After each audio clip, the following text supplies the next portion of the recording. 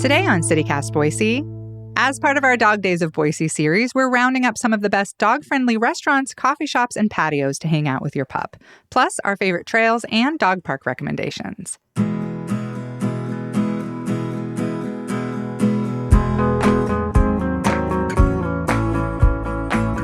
It's Thursday, August 31st. I'm Emma Arnold, and this is what Boise's talking about.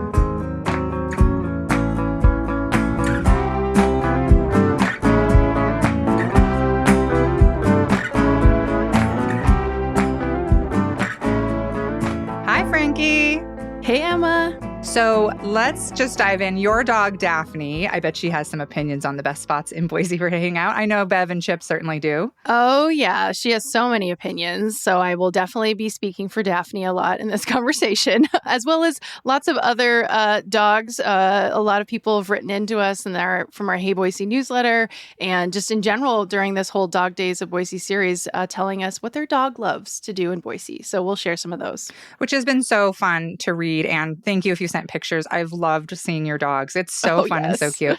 Maybe the best way to talk about dog-friendly spots around Boise is just by going through a day in the life of a Boise dog. If you were to create the perfect day for Daphne, where would you go? Oh, yes. Okay. So many itineraries, many options probably, but I think her very favorite would be we would go to Push and Pour in Garden City, and she would get a treat from one of the very kind baristas who love to pet any dog that walks in there. If you've ever gone to Push and Pour or have ever gone to their Instagram, you know that the pups of Push and Pour is a big thing. So I highly encourage you to take your dog to one of their locations. We'll go to the Garden City one for this perfect day because they just love dogs there, and I love that they love dogs there.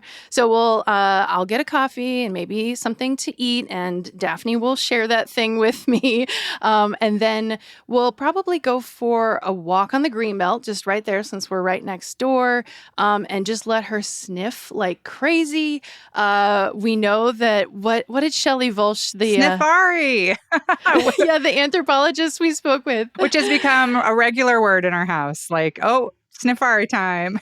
Yes, time for Sniffaris, how important they are for dogs enrichment. And Daphne definitely, since Shelley told us that at the beginning of this series, I've been letting her sniff more. So, and then she'll probably be fairly tired out, but we're going to go, she's not too tired to eat more. So we're going to go to downtown Boise and go to Fork at their patio. They allow dogs. And so I'll have some lunch, and again, she'll share that lunch with me one way or another. I'll sneak some things off my plate, and then probably go for a nap, afternoon nap time. Honestly, I've never been able to have her nap in a park because she's too distracted, but I've seen other people do that. I thought you were going to say, I've never been able to nap. And Frankie, I was like, I believe it. I believe that. I mean, this is a weekend, so I can nap, but and then I'd say Daphne's probably going to have lots of energy after the nap, so she'll want to take me to the military reserve. Gosh, so many great trails, most of them on leash, but then of course there's the dog park at Military Reserve. So we have some options. We could have her be off leash and have some fun with other dogs, or stay on leash with me and go sniff some more and see some really beautiful stuff, especially as we're coming into the fall. Like Military Reserve has all those pretty creeks and stuff like that, and leaves are starting to turn and things. And then I'd say probably, one of our very favorite places, Payette Brewing, for dinner, and a beer. The Queen's food truck there has incredible food. Payette, super friendly for dogs, and there'll be lots of other dogs that she'll get to play with a little bit. And honestly, after that, it might be a final Greenbelt walk, since once again, we found ourselves by the Greenbelt. And that's our day. That's a perfect day. I'm jealous that you have a dog that will go eat places with you, because Chip is too old to be trying to navigate that with. But Bev doesn't like to go in places. Like, she doesn't like to do that sort of thing. Like, if you she will tolerate being taken somewhere. I've tried to take her to Push and Pour. She kind of just cowers the whole time, and they're very sweet to her and give her treats and lots of pets, and she likes that. But she's also like, okay, can we go? Can we go, please? So I'm jealous. What other suggestions do you have for places to eat with your dog? Yeah, well, this is a kind of a tricky subject because some people, it's kind of divisive about who wants more dog-friendly restaurants, coffee shops, bars, right? Yeah, when our responses from the newsletter, I was really surprised, pretty right down the middle, like, and strong Yeah, feelings. Like, I don't really yeah, care either very way. strong. I'm kind of, like, a little bit neutral on that, but people felt very Yeah. strongly. I think it started out down the middle, but then I actually did do a tally. And so out of 22 responses, when we asked in our Hey Boise newsletter, what do you think about having more dog friendly places, including restaurants? 15 said yes with some caveats, but 15 out of Oh, 22. okay. So yeah, overall, at least our audience, but I do think we're kind of preaching to the choir. We found a very dog friendly audience. So as far as other places, like I said, Fork, it was kind of surprising for me to learn that you can have your dog at Fork on the patio if they're well Yeah, behaved. I had no idea that was true, which would be such a nice spot to sit and eat with your dog. Yeah, other places, 10 Barrel, same thing. These are patio places. Bacon, you can have your dog at the Bacon patio. Hyde Park Pub and Grill, also friendly on their patio. Other places like Willow Creek Grill and Raw Sushi, they allow dogs too. So lots of other places, and then of course, yeah, coffee shops, Push and Pour being ones that we'll mention probably a couple more times, but just being one of those places that you can definitely take your dog to eat a little bit and to be with you. It makes me think, Boise has two things in abundance, dogs and breweries, right? They kind of seem to go hand in Yes. hand. Oh my God. Yeah, it's so true. When I started putting together the list of all the breweries that allow dogs, it was like, well, like all the breweries allow dogs, basically. You can pretty much almost assume that. But yeah, I'll throw out some names. Hops and Bottles in downtown, both inside and outside. They do trivia. They're just super dog friendly. They do trivia to raise money for shelters and rescues. So dogs are definitely welcome there. I already mentioned Payette. Barbarian Brewing, both in Garden City and on Main Street. Boise Brewing, you can have your dogs there. Daphne's definitely like dug in the gravel at the Boise Brewing before, and then I had to like fill in the hole as we were leaving. Other places, Tap House in Meridian, so getting outside of Boise, Rosie Piper, who we had on to talk about her dog Dodger and how she, kind of thinks of him as her baby. She says that Tap House in Meridian is a place they love to go. Jimmy Dawson, he came on earlier in the series to talk about pet peeves with pet owners. And he says Lost Grove is a favorite of his dog, Ruby, and his to go and to hang out. So yeah, pretty much most of those. And then there's also some wineries and bars too. I was going to ask you, I was like, what about wineries? What about bars? Because wineries seems like for sure some do, but bars? Yeah, I think it depends. But like for example, Talaya is really friendly for dogs in Garden City, so keep that in mind. Cinder also. Lila, I think is her name. She wrote into our newsletter saying they own Vintage 61 Wine Bar and Kitchen in Meridian. And she says, quote, "We are dog friendly on our patio and we love having dogs visit." So there's a few more. The Mode, their patio, I've definitely seen dogs there. So yeah, there's some bars as well. Other places that have now become dog places too? So I didn't know this. This isn't a local specific thing, but did you know that like Lowe's and Home Depot that you can take your dog in I there? do, only because Alex a couple times has tried to take Bev when she like to socialize and be Oh, like, this is a big totally. spot. Like maybe she'll kind of think, and she does not care for Lowe's or Home Depot. She's like, no, no, no, no. It's noisy. Yeah, I think about all the sounds, right? I was Yeah. like, I don't know if I would actually take Daphne. I think she would Yeah. get a little skittish with that probably. But yeah, if you have a really chill dog who I don't know wants to go help you with home projects, good to know that you can take them there. What about places where like our pups aren't allowed, or maybe they shouldn't be? I saw a couple of responses to the newsletter of people saying, enough. You've already got Yeah. breweries. You've already got restaurants. Enough. Right. Leave some places just for the people. I mean, we've talked about this before, but Boise Farmers Market, reiterate the point that dogs are not allowed at the Boise Farmers Market, and for very good reason, especially in the summer. We know like the asphalt where the location is right now, it gets really hot, so that's just not a good idea. Plus, it's just not what the vendors need. It's so crowded. You don't need leashes tripping people and stuff like that. So, yeah, just a reminder that not welcome at the Boise Farmers Market. Leave them at home.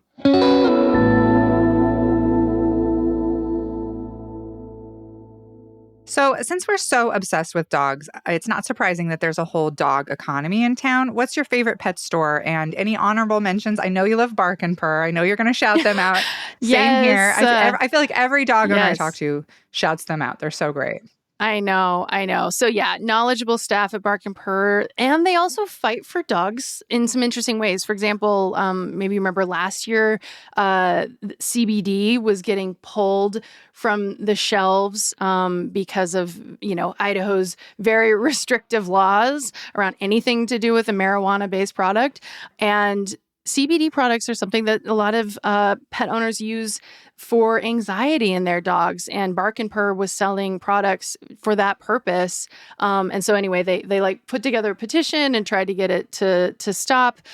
So I think they're just cool in that way. I mean, another fave we heard from our audience that's not surprising, another local spot is the Boise Co-op Pet Store for lots of great options there and also knowledgeable staff. Not local, but I do love D&B. For a lot of dog stuff, they have a Sure. huge selection of dog toys. And I don't know if Daphne's like this, but Bev, if you get her a dog toy, she tears it up in about 15 minutes. It is toast. Yes. And D&B has a really good supply of like indestructible dog toys. Nice. Which is very helpful if you have a dog who's like, oh, thank you so much. This will be gone in 10 minutes and you spent $15. So Correct. Oh my gosh, that's such a good point. Yeah, Daphne's an aggressive chewer as well. I have a tip, the personal one. There is at Winco, you can find some dog toys, and there's the Tuffies brand. That's a no stuff toy, so you're not going to get again, yeah, Daphne will tear it up right away. There'll be some stuffing that comes out of this toy, but not as much as like a squeaker toy that's destroyed in 2 minutes, like you said. They have this like ring. It's like a plush ring that has a couple of squeakers. They're not super annoying squeakers, but they're like enough to keep her engaged and excited, but not enough to drive me crazy. That you can find at Winco for like $10. I found it online for like 17. Oh, so nice. Definitely a cheaper buy at Winco. Yeah. Let's move on to dog parks. You already know my favorite place to take Bev and Chip is Dog Island at Ann Morrison. But because we've been researching this and doing this for like a month now, I have hit a bunch of the other dog parks. And I went to Nampa, I went to Cuna, we went all over the place. Nice. Dog Island, still Dog Island for me. Oh, wow. Okay, it came back. My biggest complaint with some of the other dog parks, not a lot of dogs. Like I like the Fort Boise Dog Park, but by the way, it can be very muddy, and also check for ticks. We did find a tick on Bev after we went there. But there's not very many dogs there. And that a couple of the other places, that was my issue is if your dog is just there to sniff and run around, probably not an issue. But my Bev is there for the dogs. She wants to meet every single dog. So Dog Island still, just always a ton of people there, a ton of dogs, good vibes most of the time. I just totally love it. But I know you love Morris Hill, which I have a theory about that my husband Alex is not going to like. Oh, okay. You hate Morris Hill. I love it. I do hate it. You're right. I hate it. I don't like it, but I do hate it. I think that it's for, and I'm so sorry, Bev and Chip, to say this about you, I think it's for smart dogs. Are you shaming your dogs right now? Listen, some people want a border collie, right? They want an incredibly intelligent dog. I want a loyal throw pillow. Aww. I want a dog who just loves me and loves hot dogs. And Bev is certainly, she's a pretty smart dog, but being at Morris Hill, I did try it out a couple other times, and I was like, this is for a dog that, like a border collie, who loves to run these obstacle course. Does Daphne do any of that stuff? She does do it a little bit. She sometimes gets distracted, but I can get her to run up and down. She seems to really enjoy it. But I know it's dusty. It's the wood chips. It feels reeks of pee. Like, okay. I'm not saying Dog Island isn't disgusting in its own way. Like there are giant poop puddles, basically. Like it's gross too. But Morris Hill always reeks, and it's kind of doesn't have a ton of shade. Right. Shade is limited. So I'll give you that. But what I will say about it, besides the fact that, yes, she likes to do the obstacle course. She's half border collie, half cattle dog. So she is like herding everybody. If others are doing the obstacle course, she'll run up and down it with them and then try to herd them. But when she was a puppy, when we first got her, I also really loved it. And there's other dog parks that have this. But I really wanted an enclosed space because recall just wasn't a thing yet. It still kind of isn't a thing. So I still like going to places that are enclosed, that I just feel like, okay, she's going to be okay no matter where she goes in this park because it has a fence. And they have a shy dog / small dog area that sometimes when you roll up, it's like, oh, there's like 5 mastiffs. And maybe I need a minute with my dog to like figure out if she's comfortable with that or not. So I've definitely used that smaller dog area when she legitimately is the small dog at the park compared to them. And then, okay, I don't know if Daphne's going to get in trouble for this, but she loves to dig. And she is an apartment dog. So when we go to Morris Hill, I let her go at it with those chips. So she has dug some pretty impressive holes that we fill in before we leave. We always leave no trace. But she has a hell of a good time digging with those chips. Yeah, at Dog Island, there's like a little hill in the middle. And I actually was wondering if Daphne had been there because there's a serious excavation going on. There were like 2 holes. And then sounds like her work. Now there's like tunnels and there's so no. much. And I'm like, I love this. I love that dogs are like having a place to do this. A couple other places I tried that I want people to check out. Manitou Park is off leash. We didn't do off leash with Bev there because, like you said, she's a little shaky on recall still sometimes. And it's big. It's big. It's really big, and it's really pretty actually, and a good vibe there. Like people's dogs are off leash, but people are paying attention. They're like really trying to have like a good space there. Like it feels very safe, even though dogs are running around off leash. I also really, really liked Mariposa Park, kind of out more towards like not quite Meridian, but like near Fairview and Emeraldish, 5 Mile. That's a cute little park. It's not very big, but again, good vibes. The time we went, there were a lot of dogs. They were all super friendly. It seemed like everybody's dogs were getting along really pretty well. I am going to, I hate to talk crap about this, but did not care for Molinar Park. Oh, which is too bad. Yeah. Because it's right next to our house. It's very close. Yeah. Bad vibes there. First of all, because it's close, we've been there a ton. Hardly ever, often no dogs there.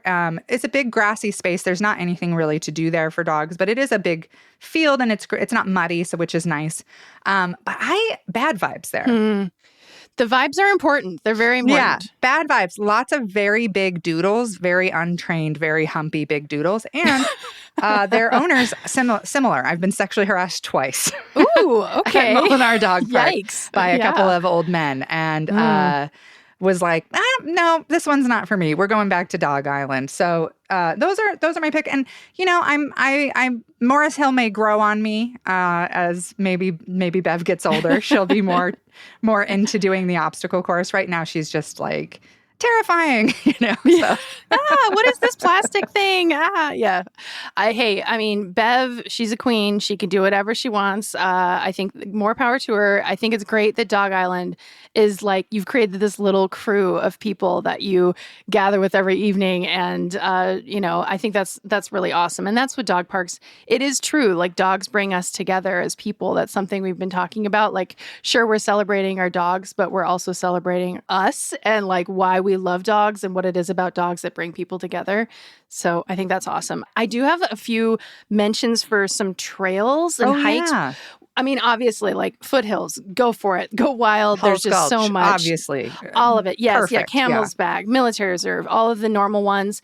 I will say, if you want to kind of do some deep cuts, this is a recommendation actually for a book that just has so many great details. It's part of the Hiking Idaho series. So it's called The Hiker's Guide, Treasure Valley Dog Hikes and Walks. Very straightforward title. We'll put a link in the show notes, but it's written by Deanna Burrell and Matt Clark. And I actually talked with Deanna and just had a great conversation. She told me about how she, her husband, and their 2 dogs, Watson and Barry, went out and tried all of these different parks and trails and all around the Treasure Valley. So definitely getting outside of Boise. So these are tried and tested by the dogs.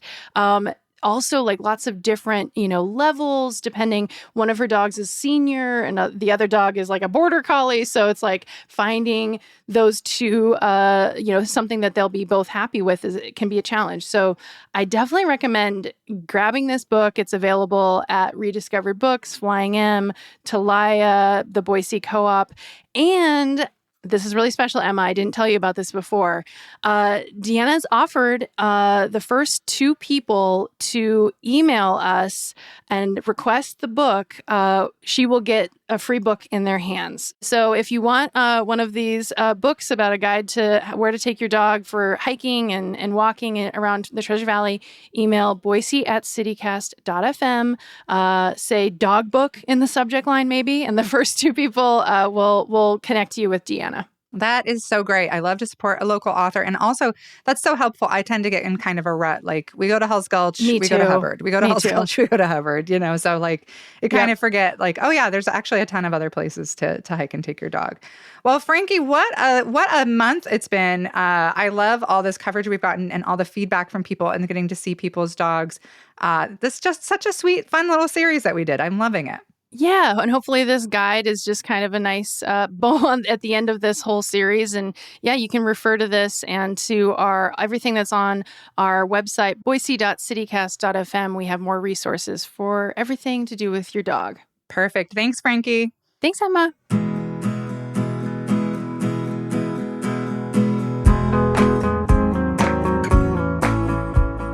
That's all for today here on CityCast Boise. If you enjoyed the show, check out our website for online guides to Boise and beyond. We'll be back tomorrow morning with your weekly news chatter. Bye.